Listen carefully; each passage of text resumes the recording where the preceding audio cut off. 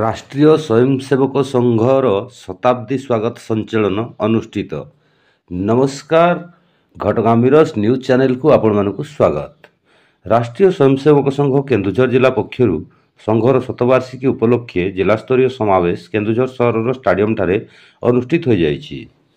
एही कार्यक्रम रे मुख्य अतिथि भाव धरणीधर भेषज महाविद्यालय और चिकित्सालय अध्यक्ष महेन्द्र कुमार नायक एवं मुख्य वक्ता भाव संघर पूर्व क्षेत्र कार्यनिर्वाह दुर्गा प्रसाद साहू प्रमुख उपस्थित रही संघर शतवार्षिकी उद्देश्य बौद्धिक रखिथिले।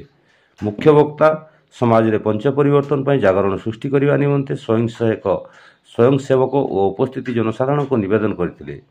जिलार 17 गोटी खंड एवं नगर 1200 ऊर्ध्व स्वयंसेवक उपस्थित रही एही भव्य कार्यक्रम रे जोग देइथिले। सहर 3टी मार्ग पथ संचलन आरंभ हो नगर परिक्रमा कर स्टाडियम ठारे पहुंची। एही पथ संचलन चलता बेले विभिन्न स्थान में सहरवासी पक्षर स्वागत करने सह पुष्पवृष्टि करा जाइथिला।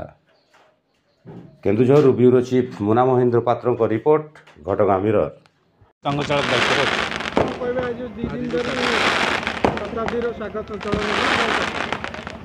राष्ट्रीय स्वयंसेवक संघ 1925 मसीह आरंभ होता एवं से संगठन 7 वर्ष पूर्ण होगा जाऊँ से उद्देश्य रे केन्दुझर जिलार स्वयंसेवक मैंने आज एकाठी होती। राष्ट्रीय स्वयंसेवक संघर 7 वर्ष पालन पर आज जो सम्मिलनी आज जो समावेश आमको निश्चित भाव में माने आमको सहायक हम। आम वर्ष सारा जो जो कार्यक्रम अच्छी संघ द्वारा जो कार्यक्रम करने को निर्देश अच्छी आम से सब कर।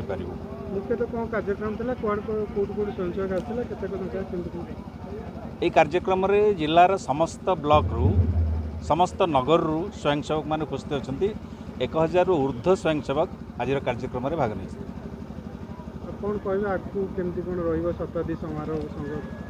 संघ आरंभ होबार तो जमती आम जानी गोटे छोटिया जगार आरंभ होता आज ये गोटे विराट बटवृक्ष परिणत हो समस्त ब्लॉक स्तर में संघ कार्य पहुँची जाइए। शतवार्षिक वर्ष संगठन लक्ष्य रही सबु गाँव में सब पंचायत रे संघर वार्ता पहुँचू, संघर विचार पहुँचू, घरे घरे संघर परिचय पहुँचू। एक प्रकार एक कार्यक्रम संघ हाथ को नेब एवं कार्यक्रम पूरण पर विभिन्न प्रकार सम्मिलनी, विभिन्न प्रकार जनजागरण कार्यक्रम, विभिन्न प्रकार एकत्रीकरण, विभिन्न प्रकार युवा समावेश, बुद्धिजीवी संगोष्ठी, एक प्रकार अनेक कार्यक्रम ये वर्ष भितर आमको पालन करने पालन करूँ।